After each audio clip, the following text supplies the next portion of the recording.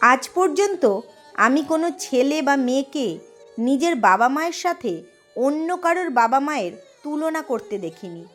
বলতে শুনিনি, অমুকের বাবা তো অমুককে আইফোন কিনে দিয়েছে, তুমি দাও না কেন? কোনো সন্তান কখনো তার মাকে বলেনি, অমুক আন্টির রান্না তো তোমার রান্নার চেয়ে ভালো হয়, উনি পারলে তুমি পারো না কেন? বরং বেশিরভাগ বাবা মাকে নিয়ে সন্তানরা গর্বই করে সবসময়। অথচ এখনো পর্যন্ত আমার দেখা প্রতিটা বাবা মাই নিজেদের সন্তানকে অন্যের সাথে তুলনা করে খোঁটা দিতে দ্বিধাবোধ করেনি। অমুকের ছেলে ম্যাথে এত ভালো মার্কস পায়, তুই পাস না কেন? এমন কথা জীবনে একবারও শোনেনি। আমাদের দেশে এমন একজন ছেলেমেয়েকে বোধহয় খুঁজে পাওয়া যাবে না। খুব জানতে ইচ্ছে করে, অন্যদের সাথে তুলনা করার সময় সন্তানদের মনে যে কুৎসিত অনুভূতিটা হয়, সেই অনুভূতিটা কি বাবা মায়েরা কখনো ফিল করার চেষ্টা করেছেন?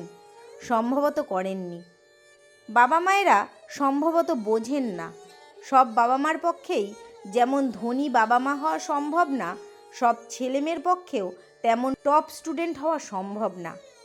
আবার বিল গেটসের মতো ধনী না হয়েও যেমন পৃথিবীর সেরা বাবা মা হওয়া যায়, তেমনি টপ ছাত্র না হয়েও পৃথিবীর সেরা সন্তান হওয়া সম্ভব।